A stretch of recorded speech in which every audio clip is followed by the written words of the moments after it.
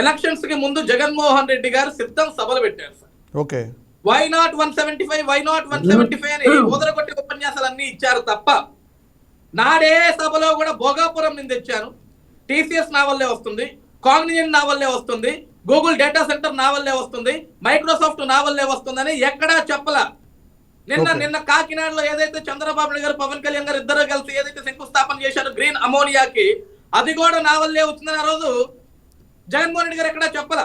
సరే, జగన్మోహన్ రెడ్డి గారు చెప్పకపోయినప్పటికైనా సరే నాడున్న ఐటీ శాఖ మంత్రి అయినా గుడివాడ అమర్నాథ్ గారన్నా చెప్పాలా, లేకుంటే ఆ రోజు సకల శాఖలకి మంత్రిగా వ్యవహరించిన సజ్జల రామకృష్ణారెడ్డి గారన్నా చెప్పాలా, ఇతర శాఖలకు సంబంధించిన మంత్రులన్నా చెప్పాలా. ఎవరూ మాట్లాడలేదు. ఈ రోజు కూటమి ప్రభుత్వం ఏర్పడిన తర్వాత కూటమి ప్రభుత్వంలో పరిశ్రమలు వచ్చి శంకుస్థాపనలు చేస్తుంటే ప్రజలు సంతోషంగా ఉంటుంటే దీని మీద బురద జల్లుతూ ఇది మేము తీసుకొచ్చాం, అది చంద్రబాబు నాయుడు గారు క్రెడిట్ చోరీ చేస్తున్నారు అంటున్నారు. మేమేమంటున్నాం? ఎవరు తీసుకొస్తే ఏంటి స్వామి, రాష్ట్రానికి మంచి జరగాల,